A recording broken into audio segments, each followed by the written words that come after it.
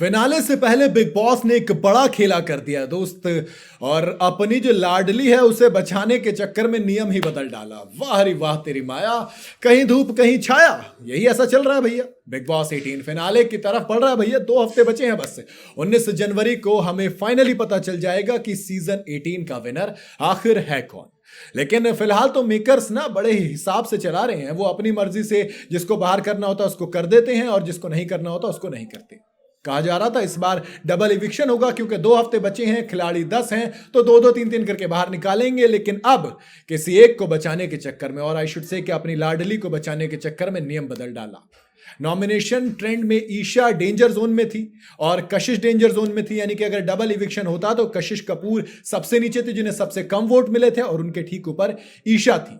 ऐसे में अगर बिग बॉस डबल इविक्शन करते तो दोस्त ईशा और कशिश दोनों बाहर जाते। लेकिन कशिश ने तो अपनी मां से कहा था ना कि मां मुझे ये घर से बाहर निकाल देंगे क्योंकि यहां पर राजा का बेटा ही राजा बनता है।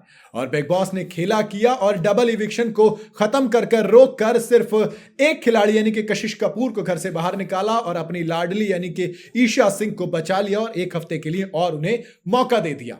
जी हां, इससे पहले इस बार के वीकेंड वार के एपिसोड में मेकर्स का प्लान था कि वो बॉटम के 2 कंटेस्टेंट को निकाल देंगे। शायद उनको उम्मीद रही होगी कि कशिश और श्रुतिका यहां पर निकल जाएंगे, लेकिन मेकर्स का यह प्लान उल्टा पड़ गया क्योंकि कशिश कपूर के साथ बॉटम 2 में ईशा सिंह का नाम आया और उनको लगा कि अगर ईशा सिंह बाहर हो गई तो फिर दोस्त फिर तो अविनाश वाली लव स्टोरी का एंगल ही खत्म हो जाएगा। तो फिर क्या करेंगे हम, इसलिए उन्होंने प्लान बदला। मुझे अब चाहत पांडे की मां की एक बात याद आती है। उन्होंने कहा था कि अगर बिग बॉस बायस्ड ना हो ना, अगर सपोर्ट ना करें तो ईशा सिंह 1 हफ्ते भी इस घर के अंदर नहीं टिक पाएंगी। सवाल आता है कि वाकई में बिग बॉस अपने हिसाब से चीजें करते हैं, क्योंकि देखो जब उनका मन करता है 3-3 को निकाल देंगे एक साथ। ईडन और यामिनी को एक साथ निकाला गया। दिग्विजय उस हफ्ते घर से बेघर हुए ही थे और अब जब आखिरी के 2 हफ्ते बचे हैं तब सिर्फ ये सिंगल इविक्शन कर रहे हैं क्योंकि इनको पता था कि भैया ये तो कांड हो गया ना।